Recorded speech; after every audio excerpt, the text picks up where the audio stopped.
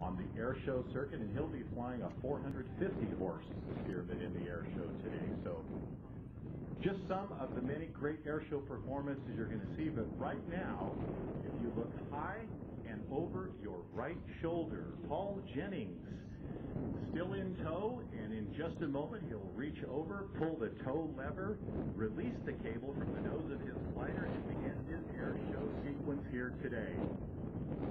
Ladies and gentlemen, get ready for something that is truly unique.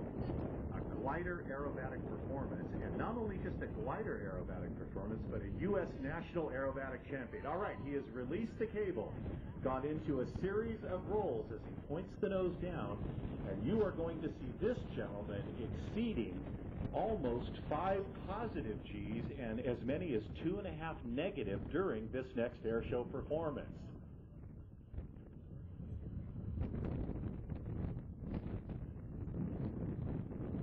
The glider that Paul is flying is an aircraft that is entirely a fiberglass construction. Most of the gliders that are flying, in fact, many of those gliders that are based here at the Hollister Airport are gliders that are constructed of composite materials, either carbon fiber or fiberglass, for their lightweight and strength. In this particular case, Paul's aircraft is constructed completely out of fiberglass. Not the newest technology, however.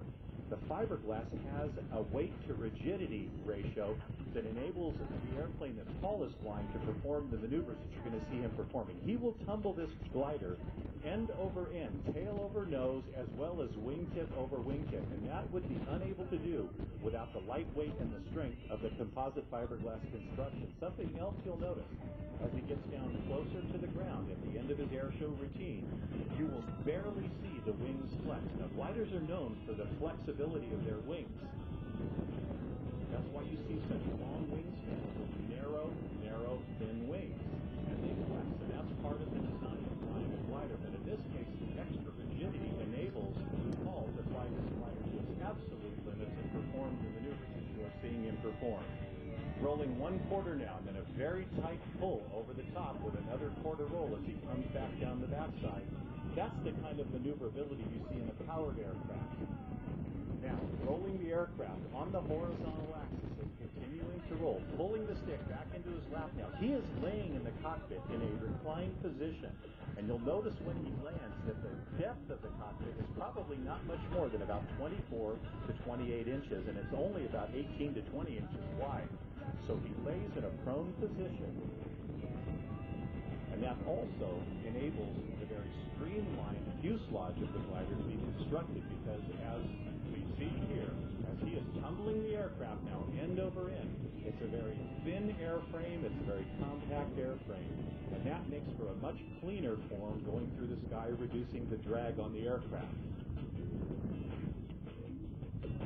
Pulling through 1/2 of a Cuban 8, that's 5/8 of a loop, and then rolling 1/2 back to the upright position. He now will come to the airshow center stage, continue to roll the aircraft, this time hesitating momentarily, and then again rolling it right back to the upright position, all without power.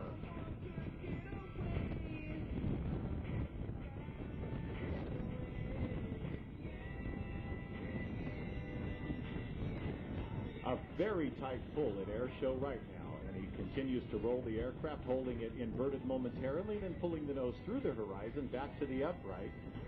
And as Paul comes in from your air show right, you'll hear something. He is approaching speeds well over 150 miles per hour.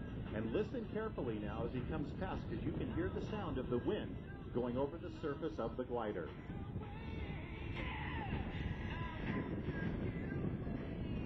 A tight 90-degree roll to the knife edge position with a very sharp pull-up. Again, folks, this is all without power, totally using the energy generated by the clean design of the airframe and Paul's masterful control of maneuvers and not bleeding off too much energy. And here is where it really gets critical, because if you notice, he just lowered the landing gear, which is one single tire and wheel at the center of the fuselage, setting up for landing now. This is a one-shot deal. got to have everything just right, and it looks like he's made the runway. It's going to be a perfect landing. Now watch carefully, because he has to compensate for that crosswind also, but he doesn't have the power to go around. He's got to make it right the first time. Sets it down gently on the main wheel and the one single tail wheel in the back, but look at how it's banked a little bit to the left. He's compensating for the crosswind, and out there on the runway is Paul's son, and as Paul pulls to a stop, his son's going to catch the right wingtip, keep the airplane level, and he has completed a perfect aerobatic performance. Ladies and gentlemen, Mr. Paul Jennings.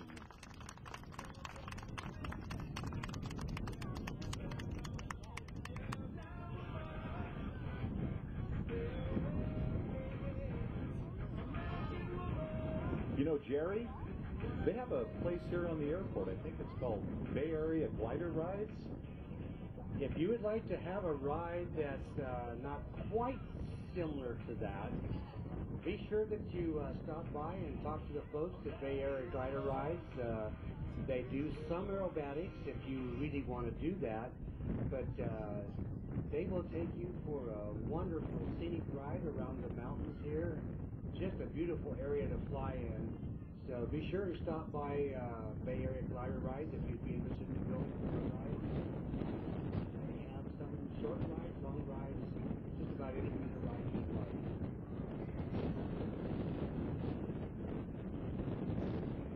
And folks, to your air show right, the first element of our 4 Spearman biplanes is taken to the air.